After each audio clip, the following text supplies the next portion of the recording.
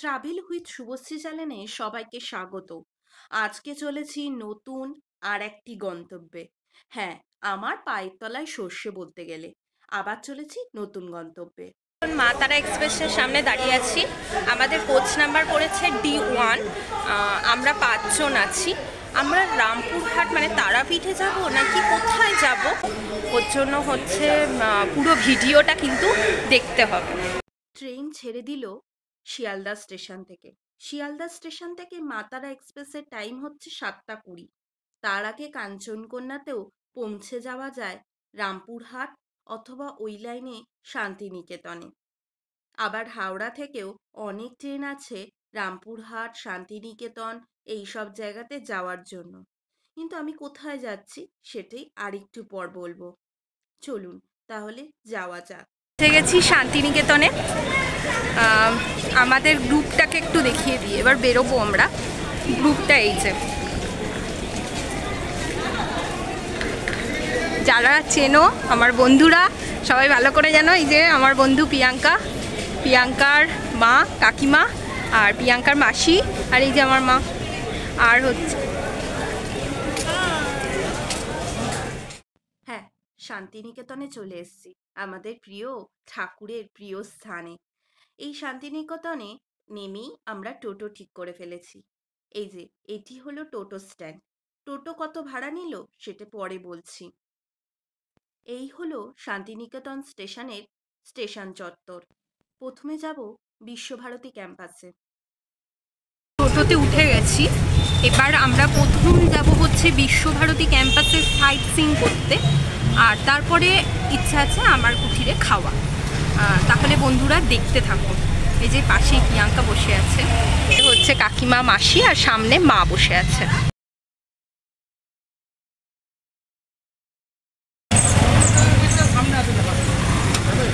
এটা কি পৌষ মেলাটা যেটা বসে? আচ্ছা, এখানে হচ্ছে এটা পৌষ মেলার মাঠ উনি দেখাচ্ছেন, নতুন মেলার মাঠ এটা। আচ্ছা, পৌষ মেলা মাঠের পাশেই রয়েছে হ্যান্ডিক্যাপ মার্কেট। এখান থেকেও আপনি কেনাকাটি করতে পারেন। এটা প্রথম গেট, এখান থেকেই ক্যাম্পাস স্টার্ট। এখন আর ইউনিভার্সিটির ভেতরে ঢুকতে দেয় না, আমরা সব বাইরে থেকেই দেখতে হবে আমাদেরকে। আমাদের লাকটাই হচ্ছে খারাপ। 5 বছর আগে যখন হচ্ছে ডিসিশন নিয়েছিলাম তখন যদি আসতে পারতাম, করোনা তখন পড়ে গেল, এখানে আসতে পারিনি। এটা হলো সেন্ট্রাল লাইব্রেরি বলাকা, সামনে লেখা রয়েছে।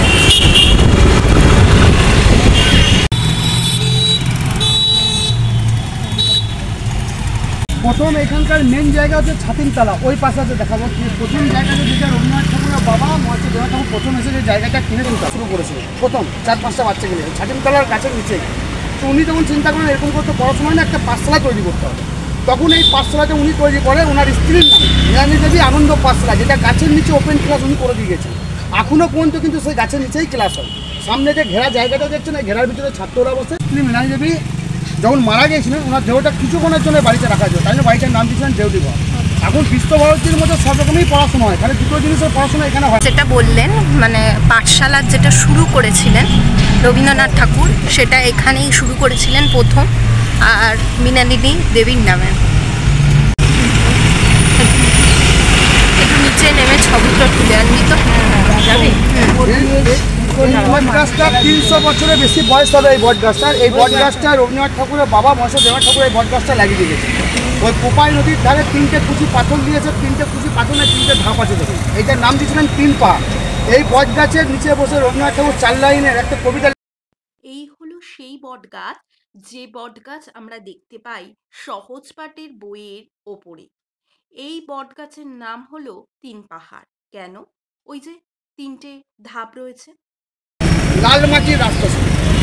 এই গ্রীষ্মকালে পথ চালিত মানুষরা যারা যাতায়াত করতেন, এখন তো রাস্তায় রাস্তায় কল আছে, তখন কল ছিল না, তখন ওই কুয়োটা করছিলেন, রিন্ডা যাকে বলা হয়, ওইটা করেছিলেন রবীন্দ্রনাথ ঠাকুর। এই গ্রীষ্মকালে ছোলা গুড় আর জল খাওয়াতে হতো, ওই কুয়ো থেকে ছোলা গুড় আর জলে গ্রীষ্মকালে পথ চালিত মানুষদেরকে দিতেন। তাই জন্য ওইটার নাম দিয়েছিলেন পান্থশালা, পান্থশালা নাম দিয়েছিলেন।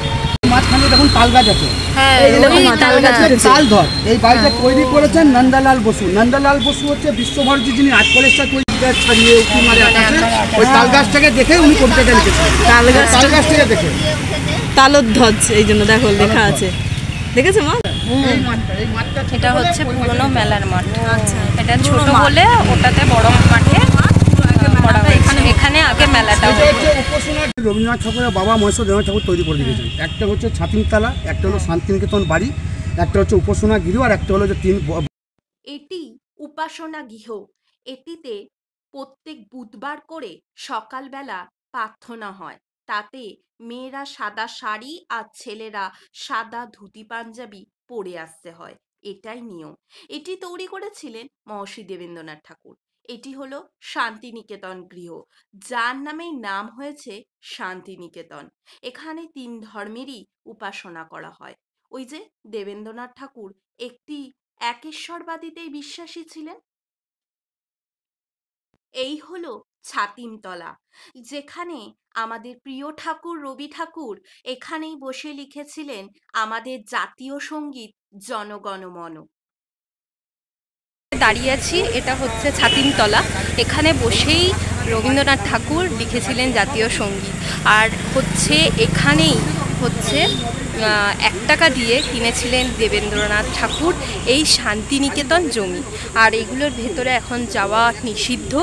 আর যেগুলো আগে তো দেখলাম, যেগুলো হলো ইয়ের মাঠ, পৌষমেলার মাঠ, পুরনো মাঠ, নতুন মাঠ, এগুলো সবই রয়েছে, এগুলো সবই যাওয়া নিষিদ্ধ। এবার আমরা অপর দিকে যাব হচ্ছে মিউজিয়ামে। মিউজিয়ামে 70 টাকা কি 75 টাকার টিকিট রয়েছে, আপনাদের দেখাচ্ছি, জানাচ্ছি। এত সুন্দর জায়গা, মনে হচ্ছে যেন এখানেই থেকে যাই, এত সুন্দর জায়গা। হ্যাঁ, এই ক্যাম্পাসটার সাথে মিল আছে হচ্ছে অবশ্যই বেনারসের বিএচইউ ক্যাম্পাসের, কিন্তু বিএচইউ ক্যাম্পাসের এত গাড়ি ঘোড়া ওর ভেতর দিয়ে যায় না। এখানে আরও কী সব জিনিসপত্র এখানে বিক্রি করছে। এখানে শরবত রয়েছে। এবার আমরা মিউজিয়ামে ঢুকবো। নিল 70 টাকা। এটা আপনি অনলাইনেও পেমেন্ট করতে পারবেন। এখানে অনলাইনে কিউআর কোডের ব্যবস্থা আছে। ছাত্রছাত্রীদের হচ্ছে 10 টাকা করে।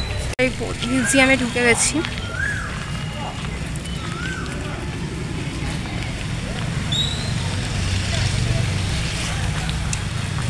জানি না ভেতরে মোবাইল অ্যালাউ করবে কিনা, এখান থেকে একটু ভিডিও করে নিচ্ছি।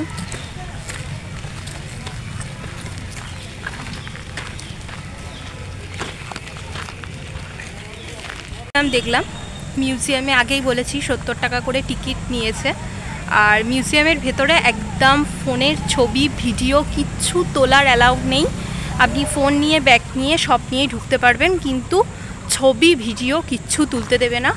মিউজিয়াম বলতে ওখানে রবীন্দ্রনাথ ঠাকুরেরই সব কিছুই রাখা রয়েছে, এবং এইখান থেকেই হচ্ছে রবীন্দ্রনাথ ঠাকুরের নোবেল চুরি হয়েছিল, যে নোবেলের একটা ডুপ্লিকেট হিসাবে ওখানে রাখা রয়েছে। আর শান্তিনিকেতনে এত মনোরম পরিবেশ, এত সুন্দর জায়গা, মানে সত্যি খুবই সুন্দর, অসাধারণ। এখানে যদি পড়াশোনা করা যেত, মানে খুবই ভালো জায়গা। আমরা যে 4 দেয়ালের মধ্যে বসে পড়াশোনা করেছি স্কুলে, কলেজে, তার থেকে মনে হয় শান্তিনিকেতন খুবই শান্ত শিষ্ট, খুবই জায়গা, খুবই সুন্দর জায়গা। নিলিবিলি শান্ত পরিবেশে সত্যি খুবই ভাল লাগছে। এখনও তো কিচ্ছুই দেখিনি আমরা। এই যে এখানে রয়েছে দেবদারু গাছ, এটা দেবদারু গাছ, এখানে লেখা রয়েছে, অসাধারণ পরিবেশ। এখানেই রবীন্দ্রনাথ এককালে পড়াতেন। এখন হচ্ছে যে ছাত্রছাত্রীদেরকে পড়ানো হয়, সেই ছাত্রছাত্রীরা হয়তো খুবই ভাগ্যবান। আমরা যদি সত্যিকারের ভাগ্যবান হতাম, তাহলে হয়তো খুবই ভালো লাগতো। সাঁওতাল পরিবার, সেই বিখ্যাত সাঁওতাল পরিবার। এই যে সামনেটা যাচ্ছি, রামকিঙ্কর বেজের সেই বিখ্যাত সাঁওতাল পরিবার। এই হলো উদয়ন গৃহ, ভেতরে প্রবেশ নিষেধ। ওই যে কপালটাই খারাপ বললাম না, রবীন্দ্রনাথের এখানে যে 3 বাড়ি রয়েছে, সেই 3 বাড়ি, উদিচি, পতিচি আর উদয়ন। এখানে হচ্ছে রবীন্দ্রনাথ ঠাকুরের হচ্ছে গাড়ি রাখা রয়েছে, যে গাড়ি আমরা এরকমই একটা গাড়ি যেটা জোড়াসাঁকোর ঠাকুর বাড়িতেও রাখা আছে। হচ্ছে কোণার্ক।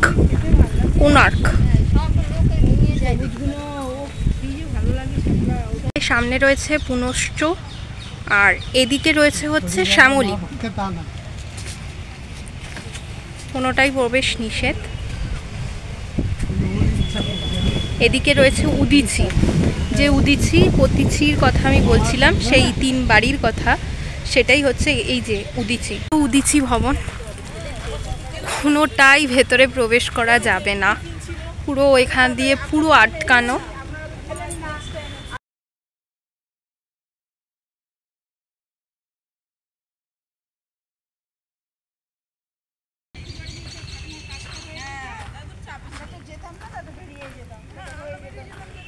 নন্দলাল বসু, এটা আর্ট কলেজ আছে, এটা আর্ট কলেজ আছে, এটা নন্দলাল বসু এটা তৈরি করেছেন ইগলু। আর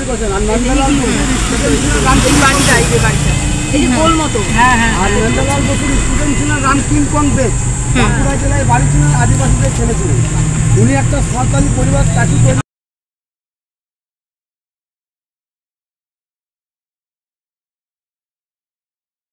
এটি হলো মালঞ্চ।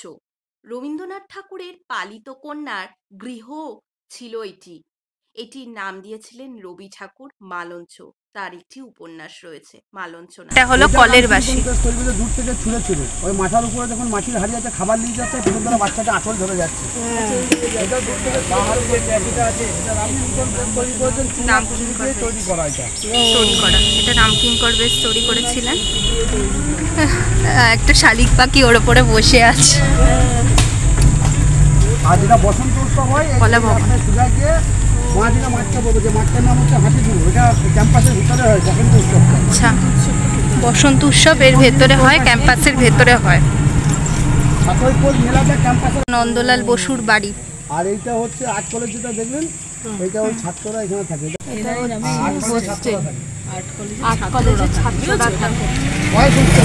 এটি হলো অমৃত সেনের বাড়ি, নাম হলো পতিচি। এবার দুপুরের খাবার খেতে চলে এসেছি বনবিথি হেসেলে।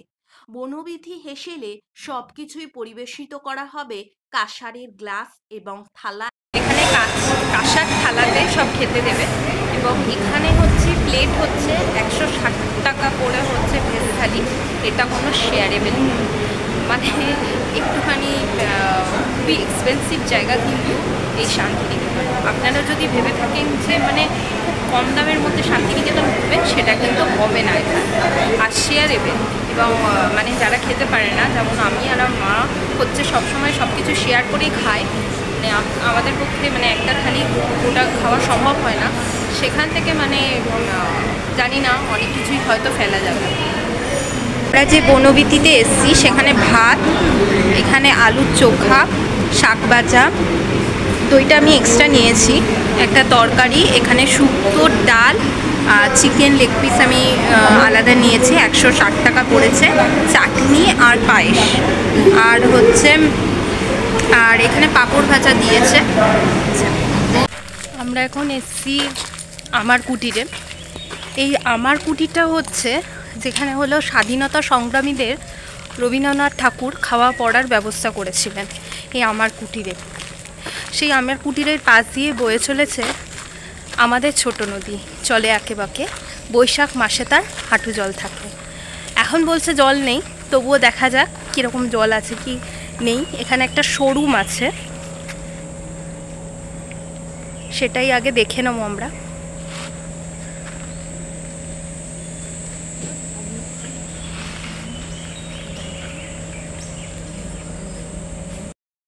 আমার কুটিরে জিনিসের দাম কিন্তু খুবই সাংঘাতিক।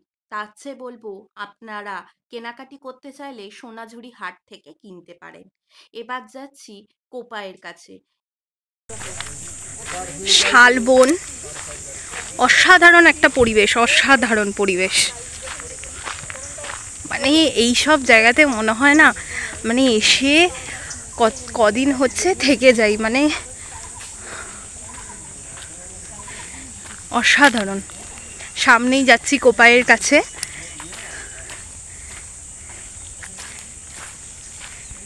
আমাদের ছোট নদী চলে আঁকে বাঁকে, বৈশাখ মাসে তার হাঁটু জল থাকে, পার হয়ে যায় গরু, পার হয় গাড়ি। আমরা গিয়েছিলাম সেই বৈশাখ মাসে, জল রয়েছে, টইটুম্বুরি জল রয়েছে বলতে গেলে।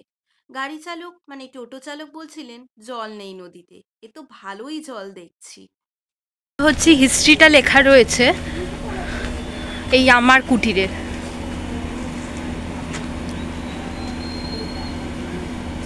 এই যে বিপ্লবী এবং সমাজসেবীদের যে প্রচেষ্টায় যে আমার কুটির সোসাইটি তৈরি হয়েছিল সেটা এখানে লেখা আছে। সোনাঝুরি হাটে, সোনাঝুরি হাট আমাদের যে হোমস্টে থেকে মাত্র 3-4 মিনিটের দূরত্বে। আমরা কোন হোমস্টে আছি, কোথা থেকে বুক করলাম, অল ডিটেলস থাকবে আমার ডেসক্রিপশন বক্সে। এই হচ্ছে সোনাঝুরির জঙ্গল।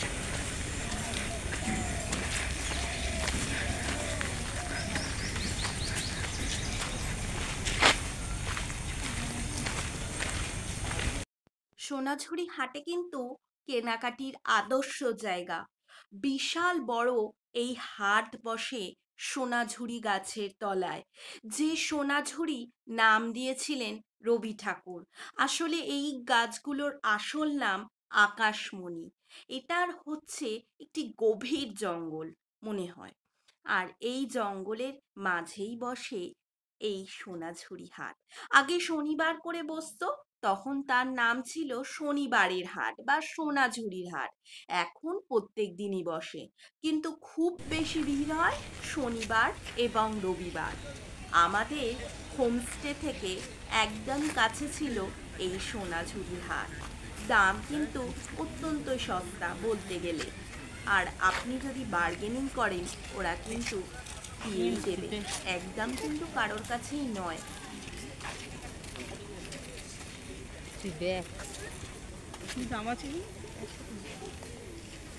এই ব্যাগগুলো কি দাম আছে?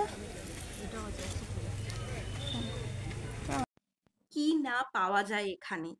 শাড়ি, চাদর, এমনকি গামছা থেকে শুরু করে সাজার জিনিস, হাতের চুড়ি, গলার, কানের, শাড়ি, চুড়িদার সবকিছুই পাওয়া যায় এখানে। আর রয়েছে বাউল গান আর সাঁওতালদের নৃত্য। আপনি তালে তালে পা মেলাতে পারেন সাঁওতালি নৃত্যর সাথে। আর আর বাউল গান আপনার মন ভরিয়ে দেবে। তাহলে যাওয়াই যেতে পারে কোনো একটা ছুটির দিনে, 2 রাত দেখে হচ্ছে শান্তিনিকেতনে।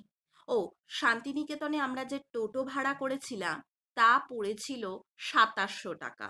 আমরা ছিলাম 5 জন।